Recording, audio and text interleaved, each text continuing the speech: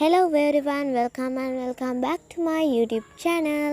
ඉතින් අද මම ඔයාලට අරගෙන ආවේ මම දවල් අරුවක මගේ ස්ටඩි වැඩ ටික කරපු විදිහේ පුංචි vlog එකක්. මම මුලින්ම මගේ ඉංග්‍රීසි ක්ලාස් එකේ පුංචි වැඩක් තිබුණා. ඒක කරන්න තමයි මේ ලෑස්ති වෙන්නේ. මම මේ වැඩේ පටන් ගත්තේ දවල් 12ට වගේ.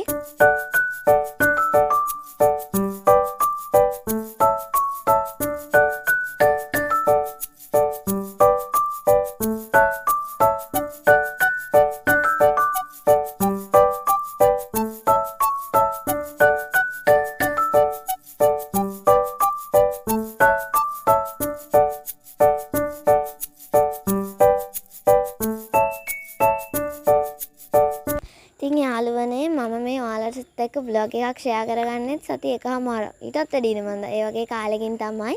ඉතින් මේ දවස්වල ගොඩක් වැඩ තිබුණා. ඒ නිසා තමයි vlog එකක් ඔයාලට ගේන්න බැරි වුණේ.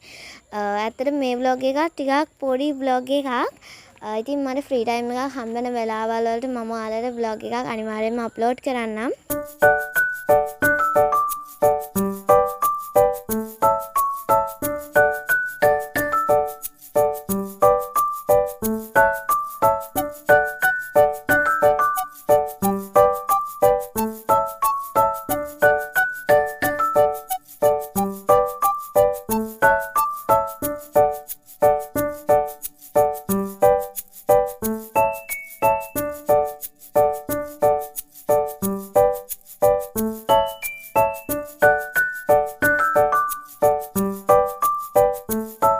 ඉතින් මේ වෙනකොට මගේ channel එකට subscribers ලා 1000ක් එකතු වෙලා ඉන්නවා. ඉතින් මාව subscribe කරලා මාත් එක්ක එකතු වෙන හැමෝටම thank you so much.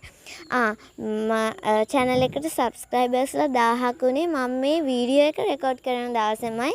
ඇත්තටම මාරම සතුටුයි. දැන් 1k subscribers ලා ඉන්නවා. ඉතින් මම ඉස්සරහට තවත් ලස්සනට videos අරගෙන එන්නම්. ඉතින් ඒ වීඩියෝස් බලලා ලයික් එකක් දාගෙන කමෙන්ට් එකක් දාගෙන යන්නත් අමතක කරන්න එපා. ඉතින් මම දැන් මේ කරන්න හදන්නේ මගේ යාළුවෝ දෙන්නෙක්ට gift එකක් දෙන්න තිබුණා. ඒගොල්ලන්ගේ birthday වලට මට දෙන්න බැරි වෙච්ච දෙකක්. ඉතින් ඒ දෙක පොඩක් පැක් කරන්න තමයි මම මේ හදන්නේ. ගොඩක් වෙලාවට මම gift පැක් කරන්නේ මගේ අතින්මයි. ඔය චුටි ස්ටිකර් එකක් යනදලා බලන්නකෝ දැන් මම gift එක පැක් කරන විදිහ.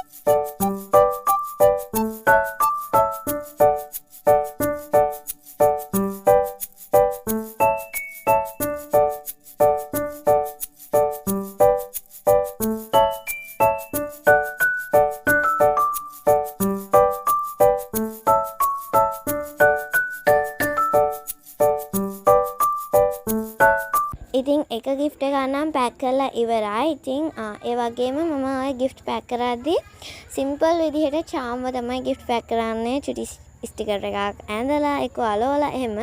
ඉතින් ඔන්න දැන් මම දෙවෙනි gift එකත් පැක් කරන්න තමයි හදන්නේ. ඉතින් අන්න මම gift දෙකම පැක් කරලා ඉවර කරා. ඉතින් බලන්නකෝ ලස්සනයිද කියලා. ඉතින් ඒ වැඩේ කරලා ඉවරනාට පස්සේ මම ආයෙමත් මගේ ටේබල් එක පොඩක් ක්ලීන් කරගත්තා.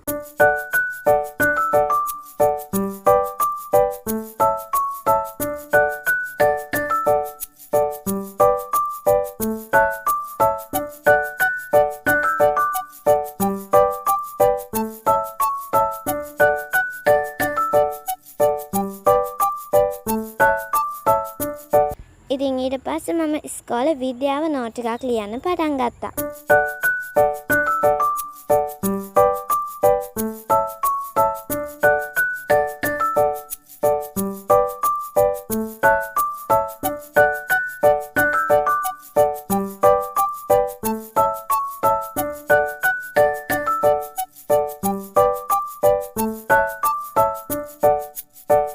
ඉතින් චොකලට් එකකුත් කාලා ඉවර වෙලා මම ආයෙමත් මගේ විද්‍යාව වැඩේ කරන්න පටන් ගත්තා. ඉතින් යාළුවනේ මම මුලින්ම ගේන්න හිටියේ ඔයාලට මගේ cute items ගැන vlog එකක්.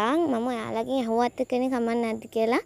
ඒත් ඉතින් මට ඒ vlog එක ගේන්න ටිකක් විතර පරක්කු වෙයි.